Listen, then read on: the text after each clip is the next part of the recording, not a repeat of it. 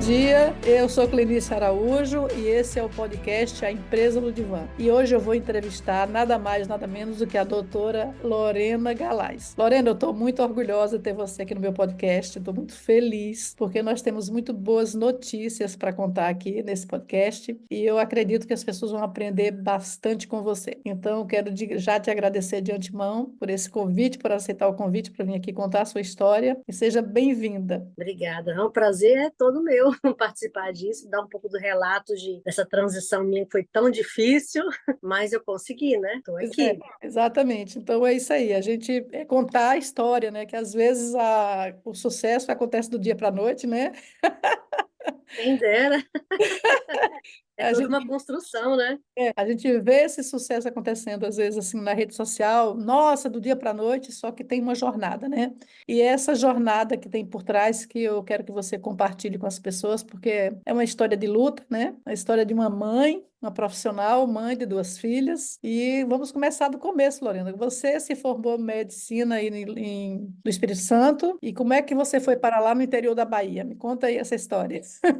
Foi para lá e eu Em Eunápolis. Meus pais já moravam em Eunápolis, né? Eu fiquei até os 15 anos lá e saí para estudar no interior, então vim fazer medicina. Vim parar aqui em Vitória, onde eu fiz minha formação, faculdade de medicina, depois fiz especialização em ginecologia e obstetrícia e fui professora aqui da UFES por um bom tempo. Fiquei como plantonista, hospital de alto risco. Minha vida corria bem aqui, casei e tive filhos. A primeira filha que nasceu, o destino me levou de volta para casa dos pais.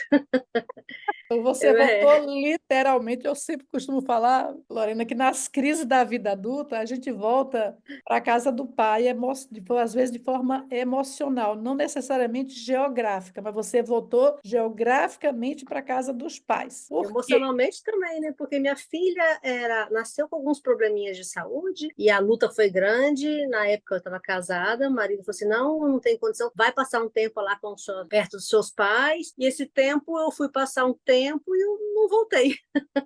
Foi Fui ficando. ficando e de repente foram aparecendo as oportunidades de emprego lá. Ele quis mudar para lá e eu acabei cedendo a situação. Achei confortável por estar perto dos meus pais, por estar num local mais seguro para criar filhos, né, interior. E seria uma coisa transitória, mas esse período durou 12 anos.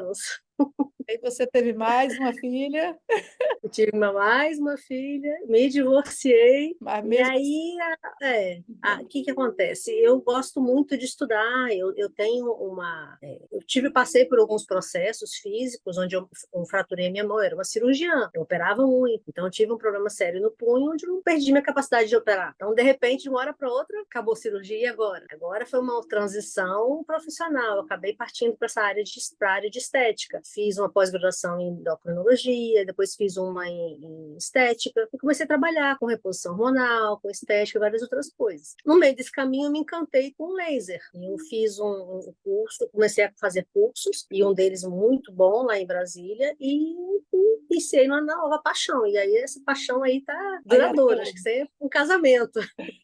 muito bem, mas vamos falar disso daqui a pouco, mas eu quero te perguntar ainda dessa transição, né? Então, acho que você veio falar dessa transição já há um tempo atrás, né? Uns 2 anos atrás, e você querendo fazer essa mudança radical, deixar tudo, e assim, não era uma coisa tão simples, né? Porque todas as suas objeções, né, eram válidas, não eram assim, eu tô agarrada aqui do nada, porque eu tô agarrada aqui no umbigo da minha mãe. Não, realmente não era necessariamente isso, né? Porque às vezes a gente está emocionalmente agarrada ainda ao umbigo da mãe, não importa com quantos anos a gente está, né? Mas o seu caso tinha outras objeções, que eram realmente válidas, né? Os pais das suas filhas moram em Eunápolis, você tinha empregos públicos lá, também ensinando na Universidade de Eunápolis e tudo isso junto, não era assim uma coisa tão simples, abrir mão de tudo isso, deixar toda essa história para começar de novo do zero, né? Porque você está agora fazendo essa transição, nós vamos contar ela, né? Que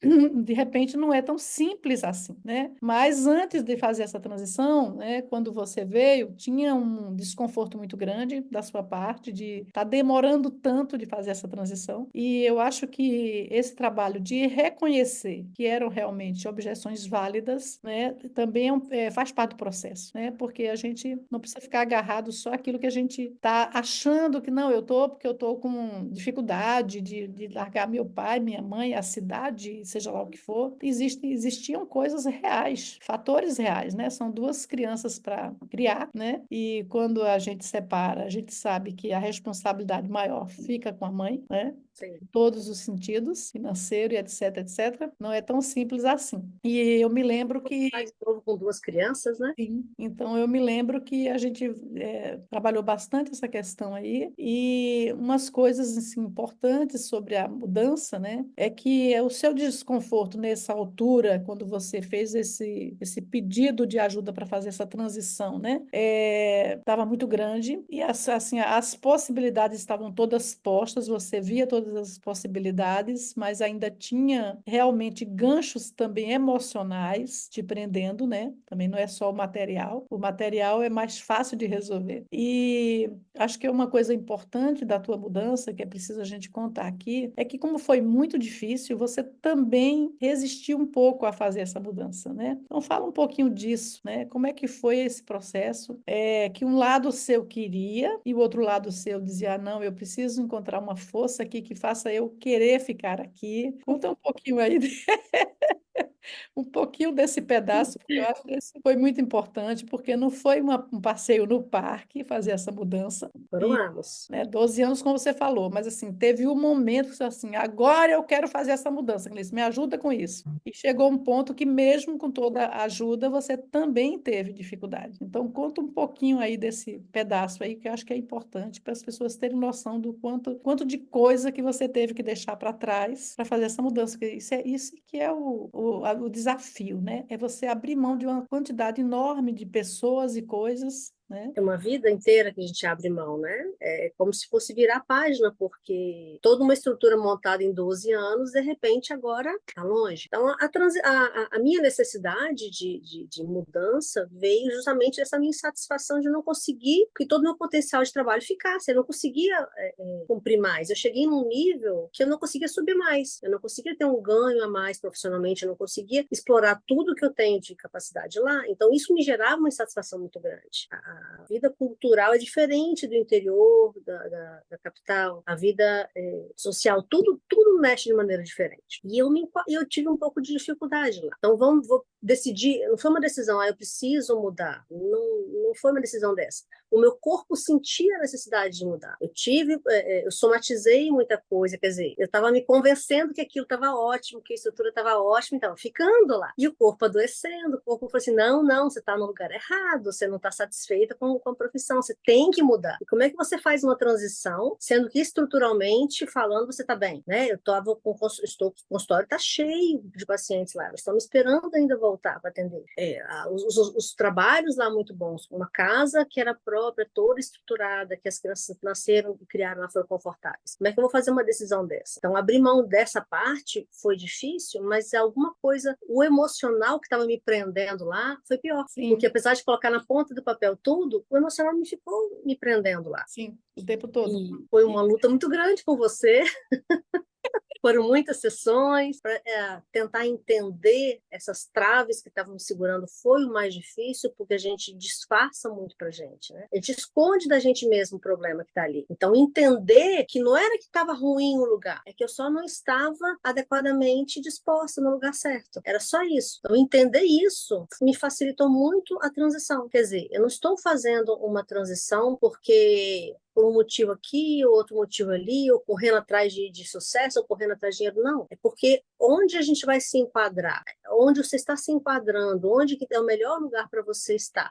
Entender isso foi um fator assim, decisivo para conseguir fazer essa mudança. Sim, porque é muito interessante isso que você trouxe, né? Porque assim, quando você sai muito jovem de um lugar, como você saiu com 15 anos, e você constrói a tua carreira, a tuas referências de carreira, principalmente. No outro, como você foi para Espírito Santo e fez a sua formação, desenvolveu a sua carreira, casou, você fez a tua vida, digamos, aí profissional, criou referências profissionais fortes no Espírito Santo, né? E aí, de repente, você ir para uma cidade do interior, como você falou, com as oportunidades de trabalho materialmente interessantes, mas do ponto de vista evolutivo da carreira, limitada, porque todo mundo sabe que o interior limita. Então, isso te obrigava a fazer inúmeras viagens, né? Então, você me contou que você se Todo mês eu vinha.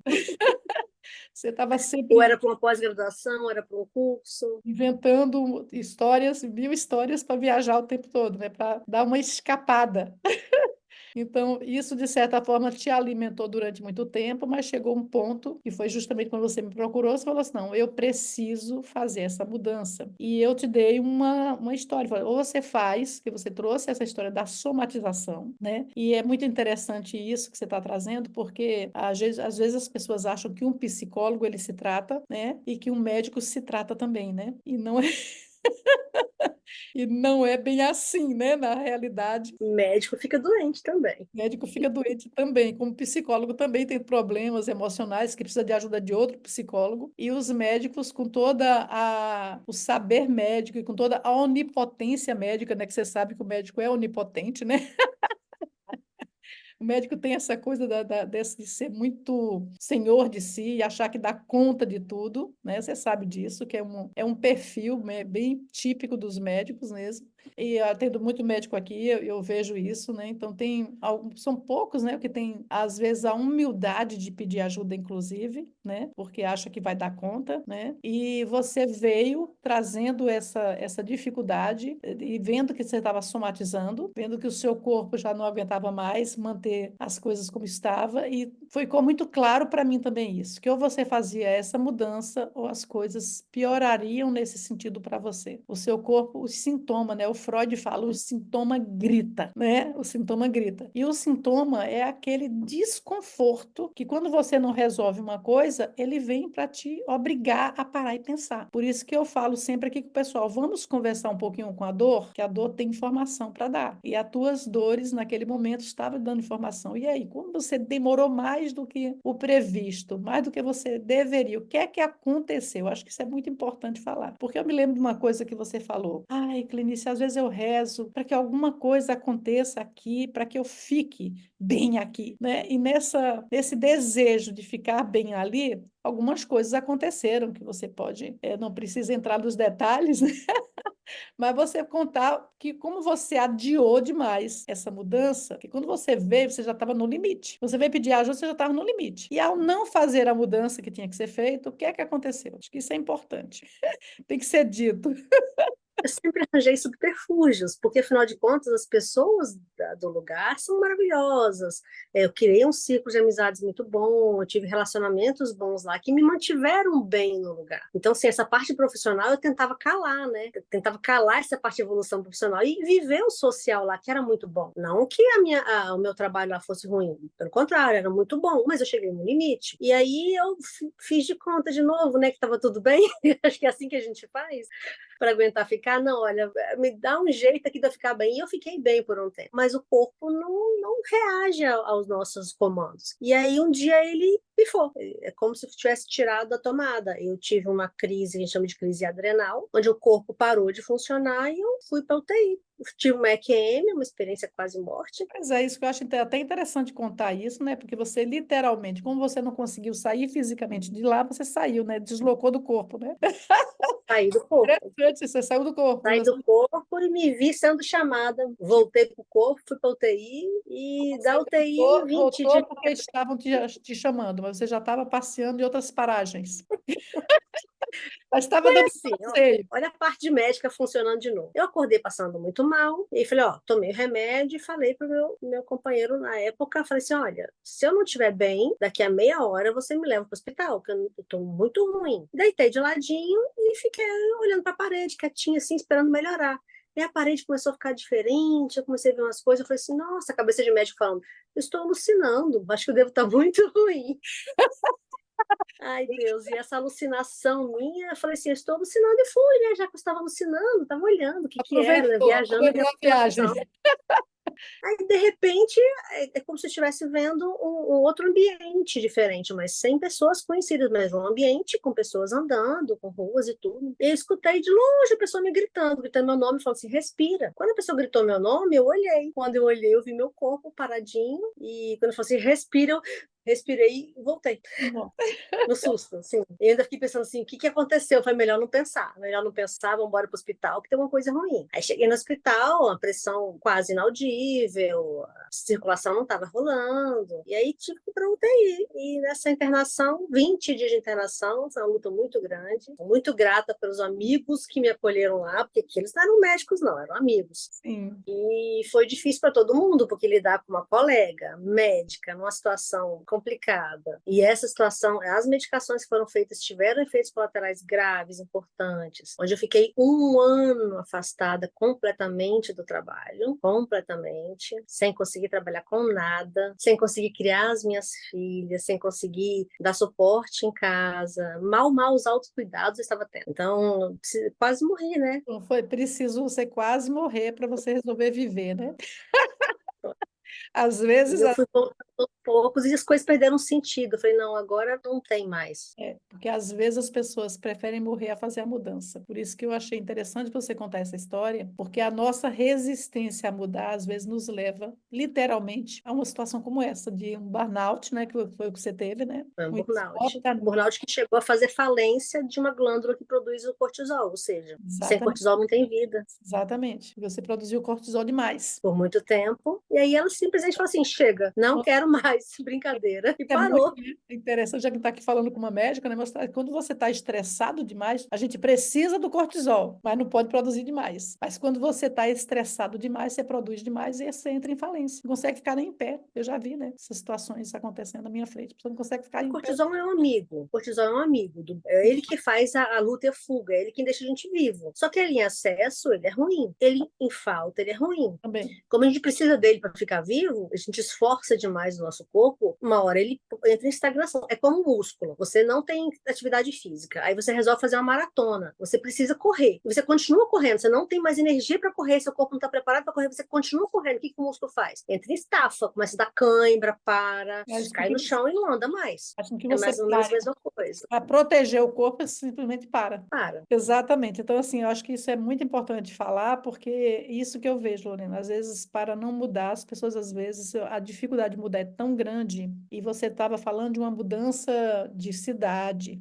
né? Mas, às vezes, a mudança interna, né? Deixar, abandonar um padrão que não te apoia para um padrão mais apoiador. Mas isso envolve tomar decisões, abrir mão de coisas, de pessoas, de várias situações. No seu caso, foram pessoas, empregos, a sua própria casa, mas você também está na sua casa aí, né? Que você já tinha uma casa aí em Vitória, né? Então, É. de qualquer forma, você continua em casa, né? E o que é mais impressionante, é bom dizer isso, que mesmo você tendo essa possibilidade de ter a sua própria casa, aí, mesmo assim, Eu não você conseguia. não conseguia ver a possibilidade de ver. Então, foi preciso ir do outro lado. Do outro lado, aí você falou uma coisa engraçada para mim antes da nossa live aqui, assim, ninguém me aceitou por lá, eu fui obrigada a voltar. Poxa, não tinha ninguém conhecido, ninguém para me receber. Aí você, que não era a sua hora. Eu falei, pô, eu tava lá fazendo o quê, gente? Você falou, Cadê? Não bom, passou a vida pela minha frente? aí, você falou, já que não tem ninguém conhecido aqui, deixa eu voltar para casa, que eu tenho mais o que fazer aqui. Então, voltar para a vida, né? E aí que você agora tomou, melhorou, fez o seu tratamento e agora já está aí estabelecida em Vitória. Quais são os planos agora? O que é que você agora vai fazer em Vitória? Conta aí. Que eu achei também uma coisa muito legal que você contou, que a sua mão voltou a funcionar, a sua mão de cirurgiã. Então, olha, isso também tem que ser contado, porque são milagres acontecem. E o milagre Essa questão da mão minha é muito engraçada, que foi uma.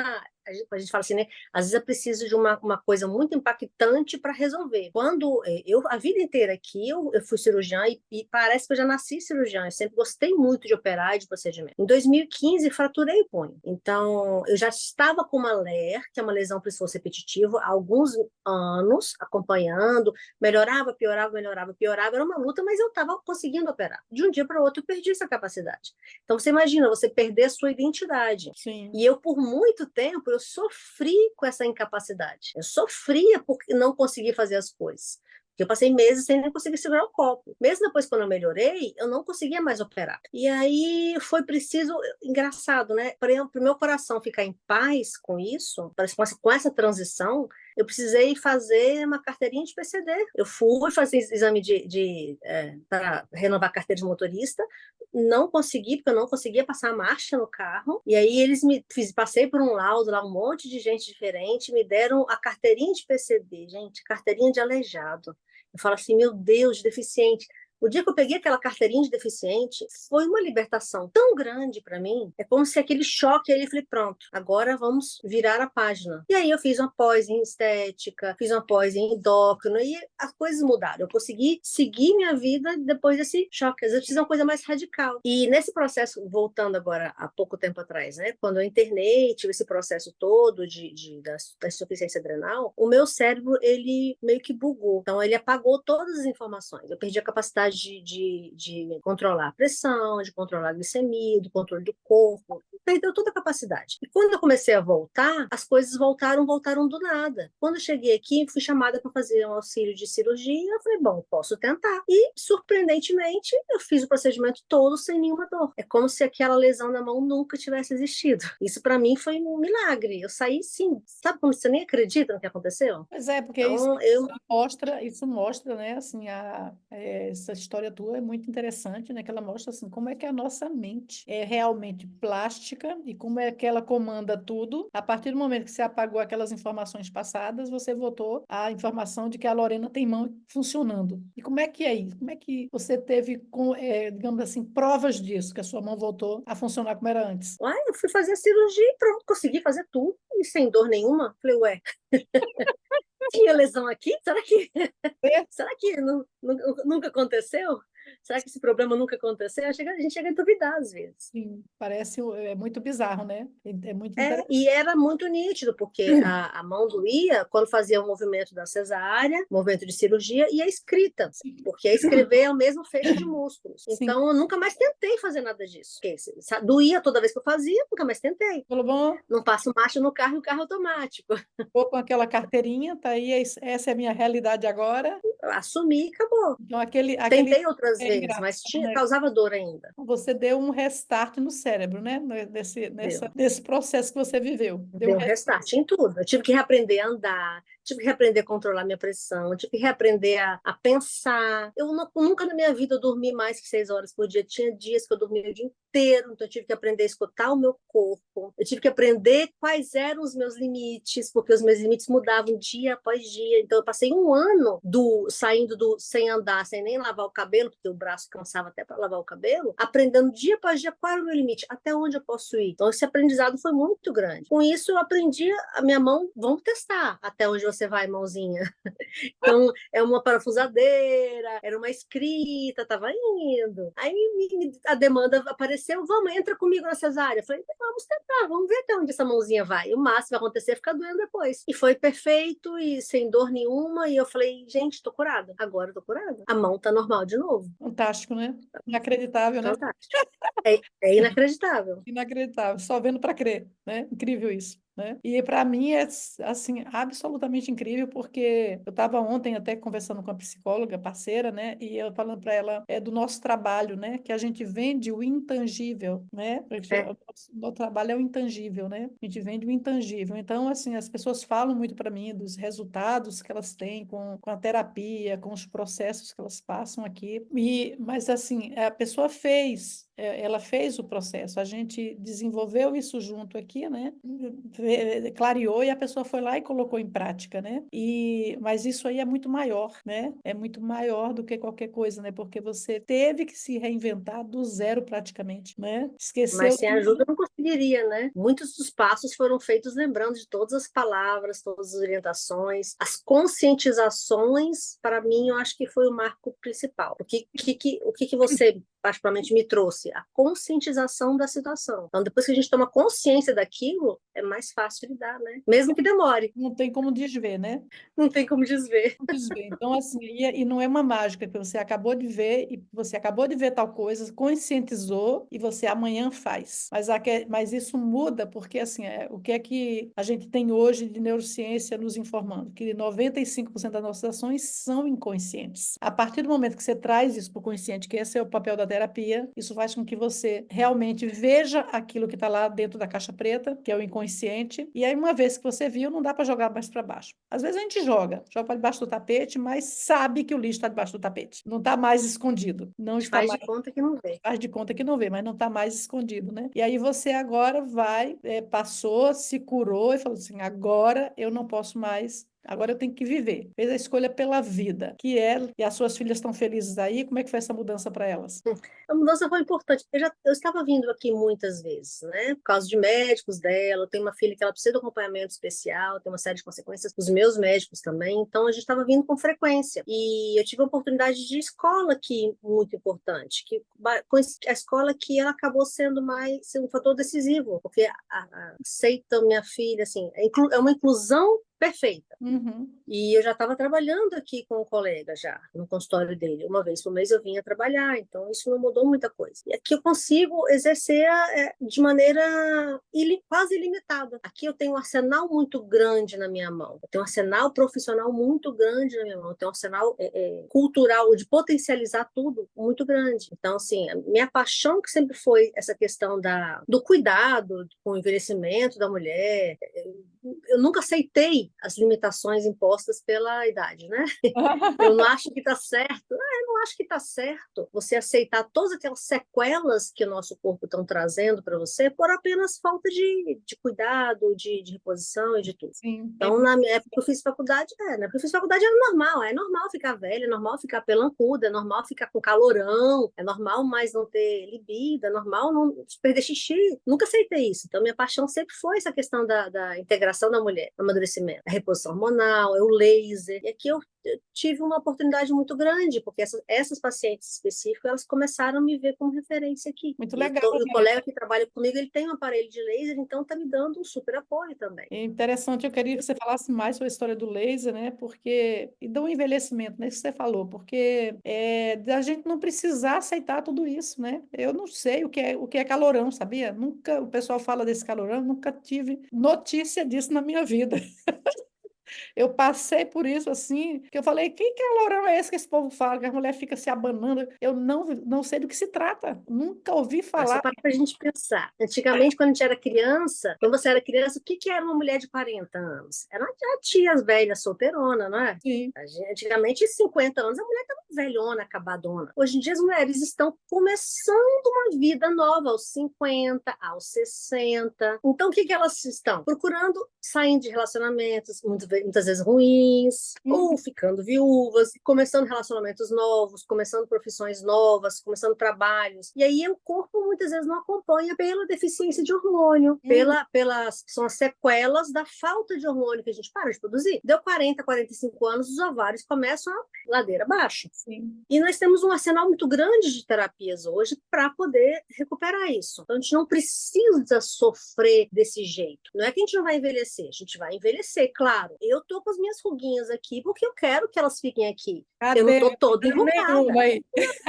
Tem sim, ó. Tem duas aqui mostrando que eu passei de 45. Eu não quero ficar com cara de 20, mas eu quero envelhecer bem. Eu quero que as minhas pacientes todas envelheçam bem, com saúde, com o rosto bonito, com a pele bonita, não só a estética. Elas poderem olhar para o espelho e se sentirem bem. Peraí. Eu quero saber se é só o rosto que você trata. Não. Então conta Porque esse a galera vai segredo lá. aqui. Conta esse segredo aqui, Lorena. Ó, a galera vai lá, malha, faz reposição hormonal, bota fio botox, tá toda bonitinha. Na hora que vai lá pro vamos ver, tá murcha. Por quê? Porque a gente envelhece.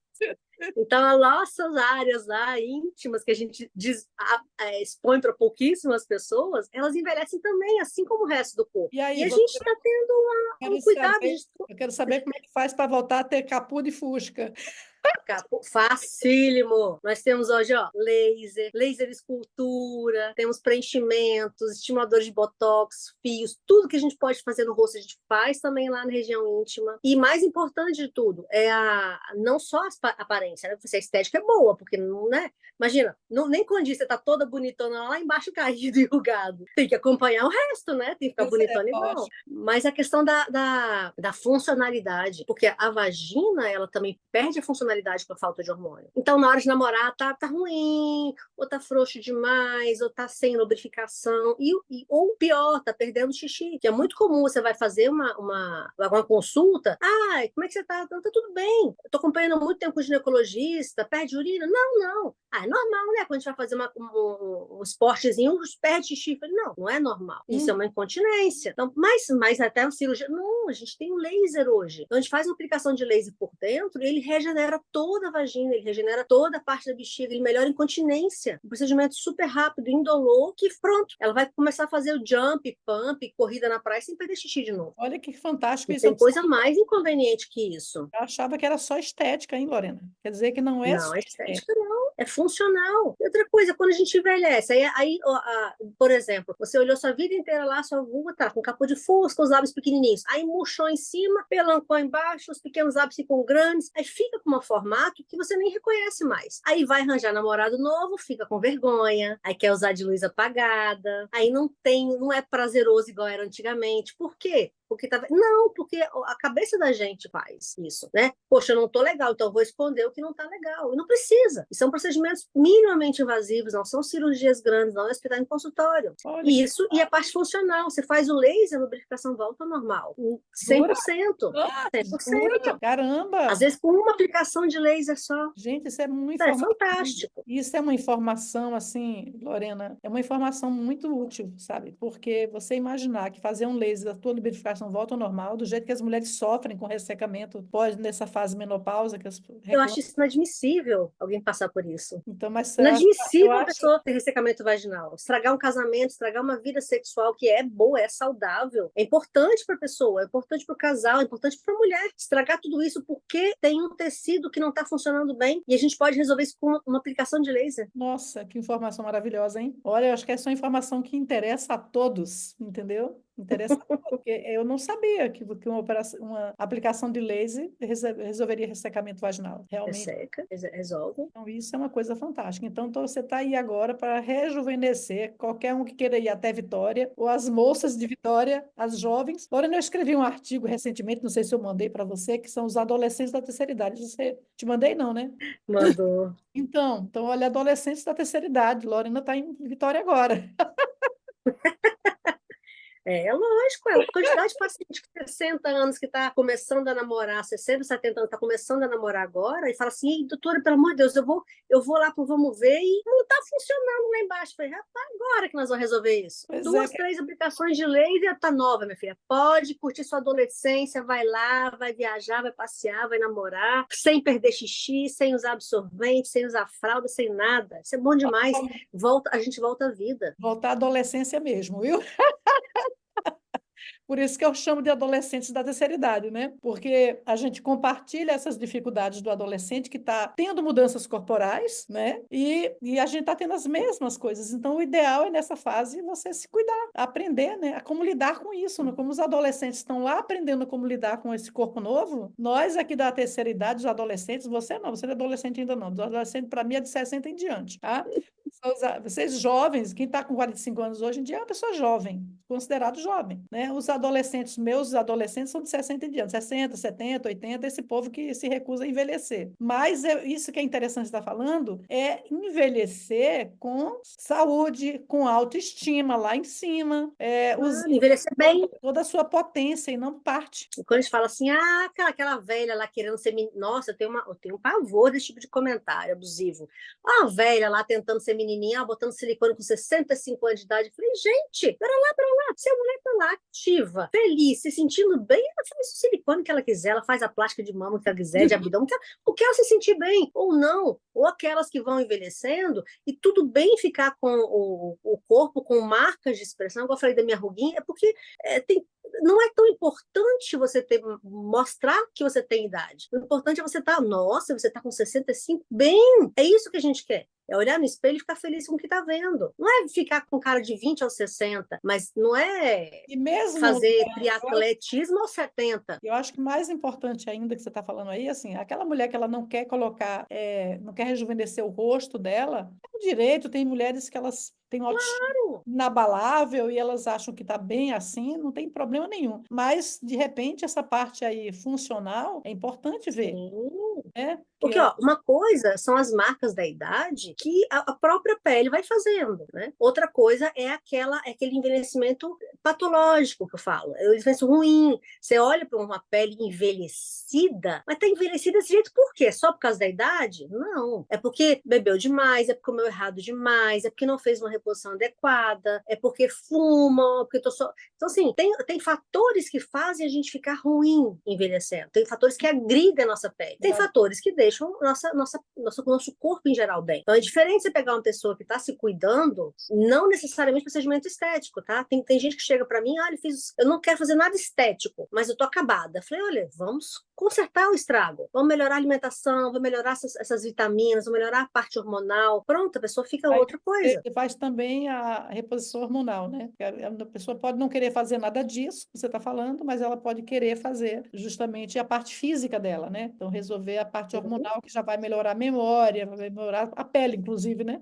A pele fica outra. A pele fica outra. Porque a gente precisa de hormônio para viver, né? Sim. Tem gente que tem muito medo de hormônio. Quando a gente fala de hormônio, tiveram muitos estudos ruins sobre hormônios. Tiveram estudos que mostraram que hormônios davam câncer, que hormônios davam câncer de mama, câncer daquilo, câncer daquilo. Só que nós temos o que a gente chama de hormônios bioidênticos. A empresa farmacêutica consegue produzir um hormônio igual que a gente produz. Sim. Então, nós estamos fazendo uma reposição exata daquilo que a gente não está conseguindo produzir mais. E cada um precisa de uma coisa diferente. Não é receita de bolo também. Passar igual para todo mundo. Cada um precisa de um aporte diferente. Quando você entra em equilíbrio com o corpo, fica bem. Tem paciente que com reposição de vitamina B12 e vitamina D já levanta. Sim, eu Eu tenho. estava acabado, estava com uma dor absurda, agora eu estou bem. Fez o quê? B12 com vitamina D. Exato, eu tenho uma colega de profissão que eu encontrei com ela esses dias e ela falou que no início eu estava acabada. Eu atendia um paciente, eu precisava deitar entre um paciente e outro. Aí o médico receitou para ela vitamina B12, ela ressurgiu das cinzas.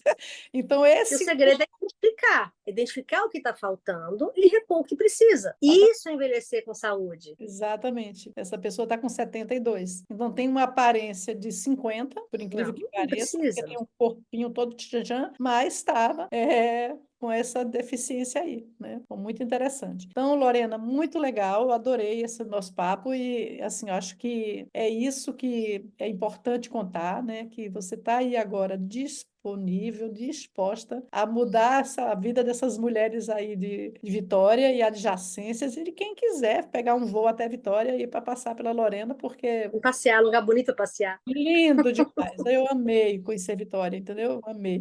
Realmente vale a pena. Vem passear e marca com a Lorena aí um procedimento para renovar tudo, entendeu? Botar o seu Fusquinha na praça de novo. Fica bonito. Achei Fica tudo incrível. ajeitadinho. Fica É, tudo jovenzinho, por exatamente. dentro e por fora. Por dentro e por fora, exatamente. E melhora muito o emocional também, né, Lorena? Porque levanta a Muito, autoestima muito. muito, né? Então, Lorena, eu queria que você deixasse aqui para as pessoas que vão ver o nosso podcast aqui, quais são, assim, aquilo que você... A sua mensagem é para esse pessoal que está aí querendo mudar e está com medo, entendeu? O que é que você tem a dizer para esse pessoal aí? Se eu tivesse que resumir numa frase, seria assim: mudar dói, mas é necessário. Ponto. Sim, Porque se a gente não muda, se a gente não faz não dá esse passo para frente, a gente fica morto. A gente fica morto-vivo. Então, e uma hora o corpo vai reagir e vai mostrar que você está morto. você está Então, realmente mudar é fácil? Não, não é fácil. Mudar dói? Dói, mas é necessário. simbólico. Então, e dá certo. Uma hora dá certo. Se fizer a mudança, dá certo. E compensa. Sem dúvida. Então, Lorena, eu achei muito simbólico a coisa que você contou aí de você olhar para o seu corpo lá, quietinho, deitado, né? E você se afastou, quis abandoná-lo, né? Por um momento ali. E Tava depois, gostoso, não tava sentindo nada, né? ah, Tava bom, levinho, gostosinho. pois é. Mas Tava aí envolvida com aquilo tudo ali. você volta à vida, literalmente volta à vida, volta, vai se recuperar e voltar à vida e ver quanto que você tem de contribuição a dar, né? O quanto que você não podia mesmo ir ainda, Não porque era minha hora, né? ainda tem muita contribuição a dar, acabar de criar suas duas filhas e tratar tantas mulheres aí que ainda precisam voltar a ter esse vigor, essa alegria, esse brilho na pele aí que está no seu rosto aí, olha aí, ó, que maravilha. Voltar a Olha, ter, eu tô proibida de fazer botox há 2 anos. Não tem nada que eu possa no rosto aqui, hein? Tá liso. pois É só é, as reposições mesmo. exatamente. É só Então, estar bem. estar bem. Então, é isso que é a mensagem que a gente quer deixar aqui desse podcast, esse aprendizado, que mudar é uma coisa dolorosa, como disse a Lorena, dói, Dói. mas é preciso, é necessário para que você possa ter uma vida com propósito, né? E é outra coisa também, a gente já está aqui encerrando, mas eu acho que eu não posso encerrar sem falar isso, que é, na verdade, a grande briga que estava dentro de você. Era viver o seu propósito de cirurgiã, né? Você doía tanto em você abandonar isso, e de repente você volta e a tua mão volta a funcionar. Então, eu acho que isso também é uma resposta de todo o teu sistema a você voltar a olhar para o teu propósito. Então, eu acho que isso é realmente a coisa mais importante de tudo que a gente falou aqui, sabe? É você voltar para casa, se sentir de novo em casa, sabe? Porque essa história de voltar para casa, Lorena, você falou isso, a gente conversando aqui antes, e eu me tive uma lembrança quando eu fui fazer psicologia, meu primeiro dia de aula, né? É uma história muito emocionante para mim. Eu me emociono quando eu conto isso, sempre. E agora eu tô também, me arrepio quando eu conto isso. Quando eu era criança, eu tinha um sonho recorrente. Eu sonhava que eu estava num lugar que eu não falava a língua. E eu falava, ninguém me entendia, nem eu entendia todas as pessoas que estavam ali. Esse sonho eu tinha bem criança. Era bem recorrente. Depois que eu fiquei adulta, sumiu. Nunca mais eu tive. E no dia que eu entrei na sala da psicologia para fazer psicologia, meu primeiro dia de aula, eu sentei na sala, eu tive que tomar uma decisão difícil antes de entrar. Eu vou mesmo, é isso mesmo, Clinice, tem certeza? Tem certeza que você vai dar conta de aprender aos 40 anos, naquela fase lá atrás, há quase 30 anos atrás? Você tem certeza que você vai conseguir aprender? Eu, com 40 anos, achava que não ia conseguir mais aprender, né? Ou seja, há 27 anos atrás, que eu não ia ter capacidade de aprender, de conseguir concluir, de fazer disso o meu propósito de vida. E quando eu tomei a decisão, que eu desci do carro, entrei, sentei na sala de aula, eu tive algo parecido com o que você teve, não foi uma EQM, mas foi uma sensação como se todas as minhas partes perdidas se acoplassem em mim. Fazer pluc, pluc, pluc, e eu me senti em casa. E estar em casa é estar dentro do nosso propósito. Então, assim, a gente já falou essa semana aí para falar desse podcast, eu fiquei muito orgulhosa de todos os resultados que você teve e está tendo com essa mudança na sua vida, né? São resultados que dinheiro nenhum paga. Não. Tem muito resultado aqui de gente que ganha muito dinheiro, mas esses resultados são os que mais me emocionam, que são resultados que dinheiro nenhum paga. É você recuperar tua mão de cirurgiã, recuperar tua identidade de cirurgiã, recuperar tua vida e estar de frente para o teu propósito. Então, eu só tenho que agradecer a Deus por ter tido coragem de fazer a minha mudança também. Olha só. Mudar dói, mas é preciso mudar. Muito legal. Eu sou muito grata, eu sou muito grata a você. Sem você eu não conseguiria, sem a terapia eu não conseguiria. Foi muito difícil. Até com a terapia foi difícil, imagina sem, não seria impossível. Tá? Então, e hoje estou colhendo os frutos de todo o trabalho que a gente teve. E estou muito feliz com isso, muito. Eu também. Então, Tem gente, pai. muito obrigada. Então, esse é a nossa mensagem. Então, se você achou que esse conteúdo te agregou de alguma coisa, compartilha com alguém que possa ver esse conteúdo, curte, manda para alguém, porque para que o YouTube entenda que esse conteúdo é relevante, é preciso que as pessoas mostrem que elas gostaram, que é relevante. Comenta. Muito obrigada, hein? Bye, bye.